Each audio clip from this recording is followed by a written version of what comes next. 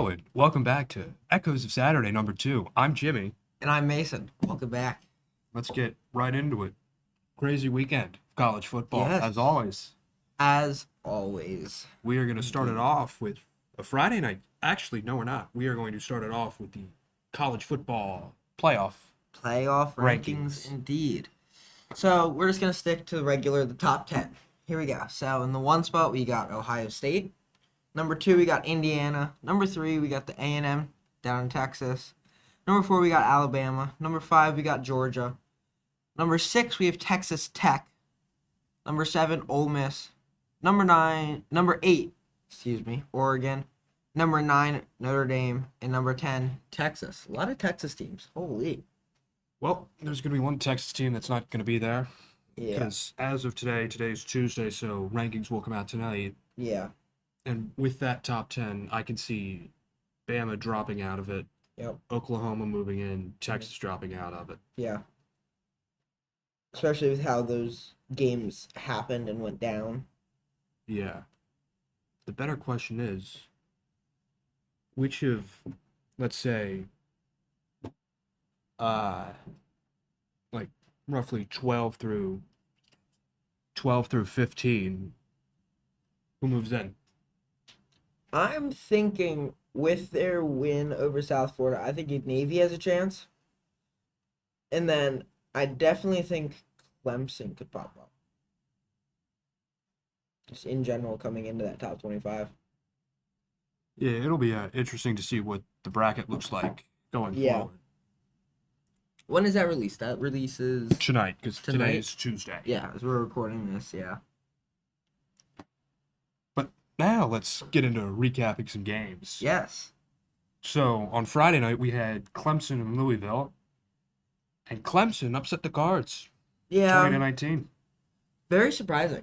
Especially for Clemson, they've had a bit of a down year this year. Just hasn't been very productive. And they come in and upset the 20th team in the nation right now. Then we'll move into what's looking to shape up to be a very fascinating group of 5 race for that playoff spot. Navy and South Florida in Annapolis. Mm-hmm. Midshipmen take down the Bulls in an upset, 41-38. Yeah, good to see that hometown team coming in with the win on the field goal. Yeah, looking at that could stir up the playoff rankings a lot, almost as much as that Clemson-Louisville game could. Now, we have game day's location this week down in Pitt. It was Notre Dame versus Pitt. Notre Dame won 37-15. That was to be expected. Yeah, all the comments the Pittsburgh head coach made prior to the game of it's not really a must-win. They could hang 100 on us, and I still wouldn't care. That's pretty... Yeah. Well, Pittsburgh talked, and they ate every word of what they said. Yep. Now, let's go to Texas A&M versus South Carolina. This game was a tale of two halves. Yeah. There was the first half, which... Upon conclusion of it, the score was 30-3 in favor of the South Carolina Gamecocks. Yep. And then there was the second half of play, where once that clock hit triple zeros, the score was 31-30 in favor of the Aggies. Yeah, big comeback there. Greatest comeback in school history. Was it? For A&M, yes. That was a fun game to watch, unless you were a Gamecocks fan. Yeah, it's been a rough year. Yeah. For South Carolina football. Clemson and South Carolina included. Yeah. Do you want to get the next two? Sure. Let's move up north a little bit. Go to USC and Iowa, which was a 26-21 victory in favor of SoCal. Not much here. This is really just jostling for a little position. Iowa's pretty much out of the running. USC, they're still fighting, but yeah, they're going to need a lot of help. A lot of help, yeah. Close game there. Was to be expected, though. So. And then we get into the game of the week that will most likely do the most damage to these current rankings. Yeah. Oklahoma and Alabama in Bryant-Denny. Two ranked teams. Two ranked teams. Sooners fighting for their playoff lives. Bama fighting for a berth in the SEC title game. The Sooners, as they did last year in Norman, shock the Tide. Yeah. 23-21. Now this poses an interesting question. Because right now, Bama's sitting at 2 losses. Which last year wasn't even good enough to get in. And last year was pretty light on losses. Yeah, but this is where it gets really interesting. This week they play Eastern Illinois, which That's they'll kill. going to be a win. Unless something crazy happens. Then, week 14, rivalry week, they take a little trip across the state. Jordan Hare Stadium, 7:30 at night. It's the Iron Bowl. What does this mean? Yeah.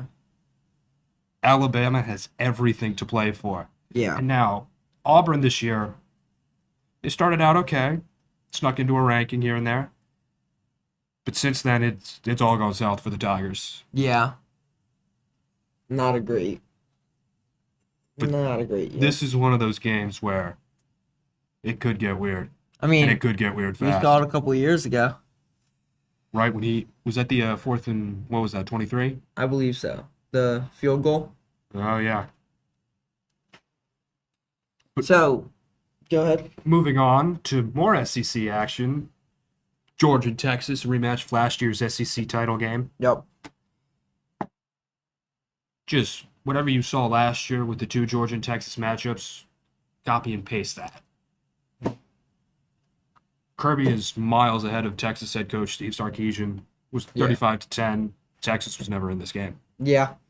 Now, I'm going to move to not a super ranked, not a super important game, but a pretty close to home game. So we're just going to recap it anyway. It's one of my favorite schools. We're in University of Delaware at Sam Houston. Final score is 26-23 in favor of the Bearcats. Really impactful game. I was sitting there watching it, edge of my seat the entire time. Sorry, impactful is not the right word. Very energetic game that there was a lot of energy in that game, and it was just a great game to watch. So now I think we're going to move into the predictions. We're going to skip a week and go into rivalry week because of timing and stuff. So go ahead. And frankly, rivalry week's just a little more interesting to pick than Yeah. whatever wild assortment of matchups we have this weekend. Yup. But so, the final weekend of college football's regular season Mm-hmm. starts off with an SEC clash. The Egg Bowl. Number 7 Ole Miss takes on Mississippi State. Ole Miss is going to roll. Yeah. No surprise there. They're going to roll. This is going to be what locks up a berth for them. Maybe what keeps Lane Kiffin there. Mm-hmm. Then later that same day, that same Friday, Black Friday, when we're all sleeping off the food we ate on Thanksgiving Or shopping. or shopping, clean, good old-fashioned hate. Yeah. Number 5, Georgia. Number 16, Georgia Tech. That should actually be a good game for once. Now, the thing is, this is not on campus as it's traditionally been. This is in Atlanta. Atlanta? They moved it. But this game, if you remember, was the game last year that went into 8 overtimes. I do remember that. Did not end. Yeah. This is a close one. Georgia Tech's fighting for their lives. I think by this point, Georgia may or may not have an SEC title game berth locked up. I'm not familiar with tiebreakers and all of that. But it's a neutral site. Give me the Jackets. You're going Jackets? Yeah, it's not on campus. I like the chances in this one. How about you? I'm actually going to go the opposite way. I like Georgia this year. They're pretty high as usual. I think this game, there's more riding on it, which I think Georgia will thrive under the pressure, as they have been all season. So, we've told you about 2 incredible matchups to start that day off. But, our nightcap. 7:30 p.m. from Austin, Texas. The Aggies of A&M meet the Longhorns. Wow. Where's that game? That is in Austin. in Austin. Okay. This is interesting Yeah. because Again, another ranked rivalry matchup of in-state teams. This should also be a great game. Friday seems pretty action-packed. Should be pretty fun for a college football fan. yeah, well, but this is the game last year. And I know I'm referencing last year a lot, but it was so fun last year. Yeah. I got to keep referencing it. This was the game that was in College Station, Mm-hmm. and this, I believe, was what set the Longhorns to the SEC title game, where they would eventually lose to Georgia. Yeah. And this is what kept A&M's 8-4 meme going. But the Aggies can't go 8-4 this year. Yeah. If they did, I'd be impressed because I'd be shocked. they don't have 4 games to lose. Yeah. I think with this game specifically, script is going to be flipped from last year. Texas went in, beat A&M in their home. A&M's going to go in, beat Texas in their home. Yeah, I'm gonna go with you here. I think A&M's been again playing great this year, similar with Georgia. I think they're just the top dogs in this game. So that's just Friday of rivalry week. There's still Saturday. Yes, there is. And we start Saturday off with the game, Michigan, Ohio State. Wow, what is this lineup? Action packed. That should be another great game. And once again, going back to last year, obviously Michigan shocked the world 13-10 in Columbus, down the Buckeyes for the 4th consecutive year. This game, offensively speaking, was a snooze fest, but wow, what an upset. Yeah. You know what? I'll make my pick first. I'm going to say make it 5 consecutive. I'm going Michigan for this game. The important thing to remember about this game is that it is in the Big House this year. Yes. And I gotta agree with you. I think Ryan Day is gonna do what he's done the past 4 years, get kind of antsy. With last year's game, it took him a while to really get those incredibly talented Ohio State wide receivers involved. Hmm. I think Ryan Day is gonna do the same thing and try and beat Michigan at their own game, which is run the ball, play great defense. And which no one can beat Michigan at their own game in that aspect. So I think we're going Michigan here, and I think that game will heavily shake up these top 25 playoff rankings, especially since Ohio State's that 1 seed team. We're gonna move up north. Well, move west, really. Maybe a little north. Oregon and Washington. Another great rivalry. Yeah. I don't believe Washington's played that well this year, however. So They haven't. This is in Washington as opposed to Eugene, but it's Oregon. Dan Lanning's gonna have his guys ready to go. Mhm. Oregon's gonna win. They're just too talented. yeah, I'm gonna call it for giggles. Actually, I'm going Washington here. Oh, I think I want to see something happen. Who knows what can happen on Saturday's rivalry week last week. Oregon probably won't have much to be playing for that game, so who knows. we are then gonna head back to the Southeast Conference, where in Neyland Stadium, Tennessee's taking on Vanderbilt. So another ranked game, lower side of the rankings this week, but still should be a pretty powerful, impactful game. I know my call. I'm gonna go Vanderbilt here. Just the higher ranked teams been playing well this year. Been playing well the past couple of years. So yeah, I'm just gonna go Vanderbilt right off the bat. I'm gonna say Tennessee. It's at home. Obviously, Diego Pavia, Vanderbilt quarterback, Yep. was boasting in the offseason that Vanderbilt's going to run the state of Tennessee. Well, I know one thing about John. He's going to have those guys ready to go. He's going to put that up and say, look at this. Be better. Yeah. I don't think it's going to be close. Because this rivalry is heavily in favor of Tennessee. So give me the Volunteers. Okay. And then the nightcap. Another great one of those matchups. But every year you see it, you always get excited, no matter what each team has been doing that year. Saturday, November 29th, 7:30 p.m., Jordan-Hare Stadium, Auburn, Alabama. Wow. Tigers of Auburn take on the Crimson Tide of Alabama in the Iron Bowl. Yep. That's gonna be a very impactful game. Depending on how Auburn comes into this game, like emotion wise and roster healthiness wise. I think it'll be a big game. I'm gonna call Auburn here. Auburn with the upset. Yeah, I like that pick. Obviously, Alabama's fight for their lives, yeah, which against your arch rival, you never want to be doing. yeah, This, I said it before and I'll say it again. This is one of those games that could get weird. yeah, You never know what's going to happen, especially on rivalry weekend and in the SEC. hmm Auburn's been close in terms of historically recently to beating Alabama. And I got a feeling this year, Auburn's going to go out there. They're going to say to themselves, we've got one chance to end their season, yeah. make them go 9-3 again. That'd be their third loss. Completely knock them out. Give me the Tigers. Yeah, I'm gonna go Tigers too. Guess that's about everything, huh? I think that wraps up for predictions. I'm going to actually turn it over to some Heisman Trophy favorites just while we're here later stages of the season because we talked about it earlier. So I'm just going to list the top 10 or so.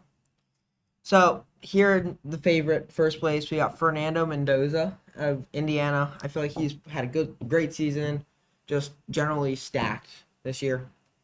Then we got Julian Sayin out of Ohio State. In our second place, again, great quarterback.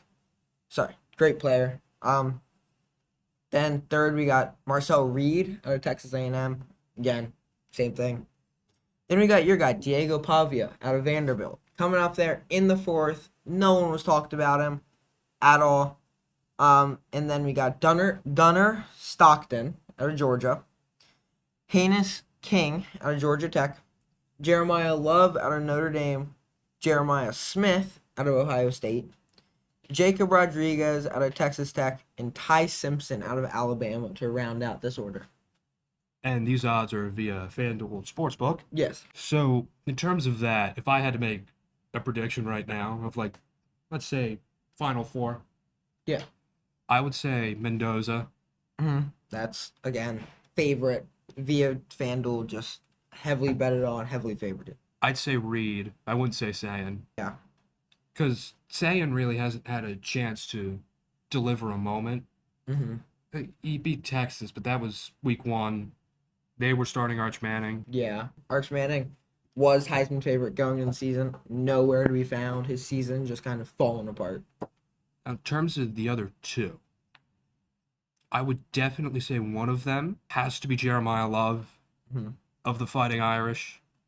It was surprisingly low on these odds. He's in 8th place, I believe. And then I'd either say Jeremiah Smith or Ty Simpson. Yeah, these lower the order guys who could have a big week here get thrust up top. In terms of a winner, I go against the money. I Yeah. go with Mendoza. How about I you? think I'm going Mendoza only because he's the heavily favorited. He's had a great season. I don't think anything's stopping the train that's happening down in Indiana right now for these next 2 weeks. I think he's just going to steamroll with his entire line and just win and win and win. That means they would meet the Buckeyes, Yes, regardless it does. of what happens the next 2 weeks in the conference title game. Yeah. Yeah, I guess that will about wrap it up. We will try to create some sort of playoff predictions. Yes. I think currently though, I'm going to turn it over to my personal segment, the Football Files. Have a look back at a classic game or a very impactful game.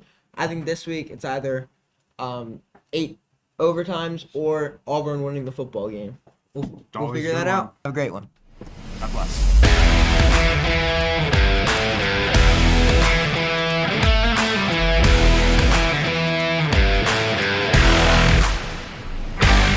Welcome back to the Football Flashback, the show where college football turns into a contact sport for your blood pressure.